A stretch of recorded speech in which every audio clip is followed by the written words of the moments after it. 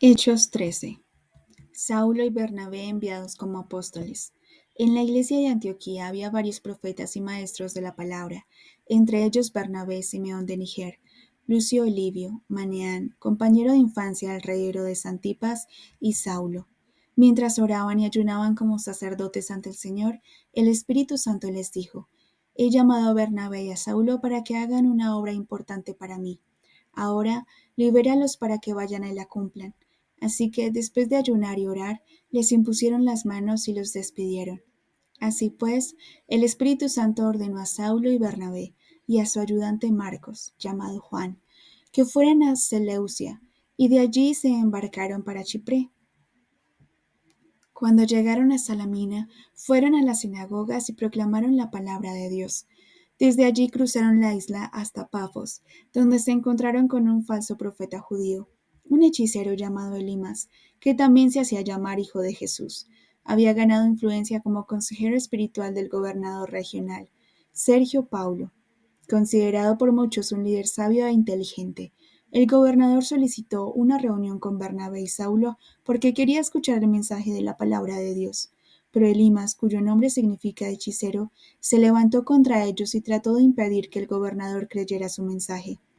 Saulo, también conocido como Pablo, lo miró fijamente a los ojos y lo reprendió. Lleno del Espíritu Santo, dijo: Hijo del diablo, estás lleno de toda forma de fraude y engaño, y eres enemigo de todo lo que es justo. ¿Cuándo dejarás de convertir la verdad de Dios en mentira? En este mismo momento, la mano del juicio de Dios descenderá sobre ti y quedarás ciego, tan ciego que ni siquiera podrás ver la luz del sol. Mientras Pablo pronunciaba estas palabras, una niebla tenebrosa y la oscuridad se apoderaron del hechicero, dejándolo ciego y andando a tientas, rogando que alguien lo llevara de la mano. Al ver esto, el gobernador creyó y quedó asombrado del poder del mensaje del Señor. Pablo y Bernabé en Antioquía de Turquía. Pablo y sus compañeros navegaron desde el puerto de Chipriota de Pafos hasta Perge, en el sur de Turquía. Juan los dejó allí y regresó a Jerusalén, mientras ellos seguían viaje hacia la ciudad de Antioquía en la región de Pisidia. El sábado entraron en la sinagoga y tomaron asiento. Después de la lectura de los rollos de los libros de Moisés y de los profetas, el jefe de la reunión envió un mensaje a Pablo y Bernabé diciendo: Hermanos, ¿tenéis alguna palabra de aliento que compartir con nosotros? Si es así, no dudéis en decirla. Pablo se puso de pie y les indicó que tenía algo que decir. Dijo: Escuchen todos ustedes, judíos y no judíos, que adoran a Dios. El Dios de Israel eligió divinamente a nuestros antepasados para que fueran su pueblo. Mientras estaban esclavizados en Egipto, los engrandeció, tanto en número como en fuerza, hasta que desplegó su gran poder y los sacó de la esclavitud. Durante casi 40 años los alimentó en el desierto. Él fue quien destruyó las 7 naciones que habitaban la tierra de Canaán y después entregó la tierra a su pueblo como herencia. Esto duró unos 450 años. Luego Dios suscitó libertadores para el pueblo hasta la época del profeta Samuel.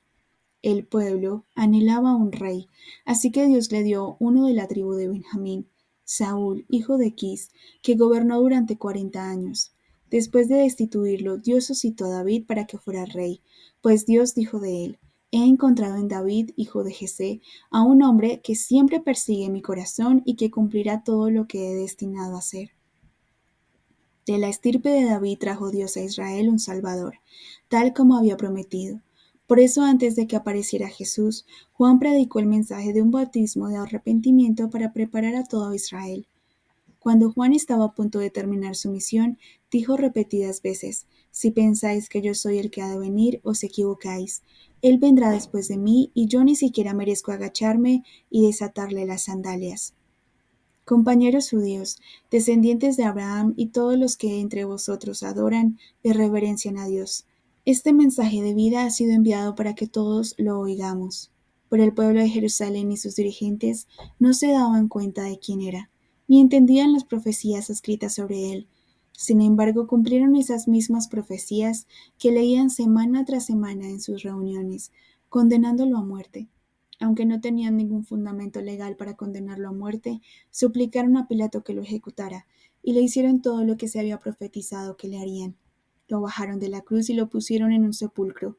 pero Dios lo resucitó entre los muertos, y durante muchos días después se apareció en numerosas ocasiones a sus discípulos, que le conocían bien y le habían seguido desde Galilea hasta Jerusalén. Esos discípulos son ahora sus testigos, que cuentan a la gente la verdad sobre él. Por eso estamos aquí para darles una noticia maravillosa. La promesa que Dios hizo a nuestros antepasados se ha cumplido para nosotros, sus hijos, porque Dios ha resucitado a Jesús de entre los muertos, como se dice en los Salmos. Hoy te revelo como mi hijo y yo como tu padre. Dios había prometido no dejar que se pudriera en el sepulcro ni que volviera a sufrir la destrucción. Por eso lo resucitó de entre los muertos. Le hizo esta promesa en los Salmos. Te daré lo que le di a David, misericordias fieles en las que puedes confiar. Lo explica con más detalle en otro salmo. No permitirás que tu santo experimente la decadencia corporal. Esto no puede ser una referencia a David, porque después de servir apasionadamente al propósito de Dios para su generación, murió, fue enterrado con sus antepasados y su cuerpo experimentó la decadencia. Pero aquel a quien Dios resucitó entre los muertos nunca ha experimentado corrupción en forma alguna. Escuchad, amigos, por medio de este Jesús se os ofrece el perdón de los pecados. Todo el que cree en él queda libre del pecado y de la culpa, algo que la ley de Moisés no podía hacer. Así que tengan mucho cuidado de que no les suceda lo que advirtieron los profetas. Asómbrense y agonicen, burlones, porque en vuestros días haré algo tan maravilloso que cuando realice entre vosotros hechos poderosos, ni siquiera creeréis que he sido yo quien lo ha hecho.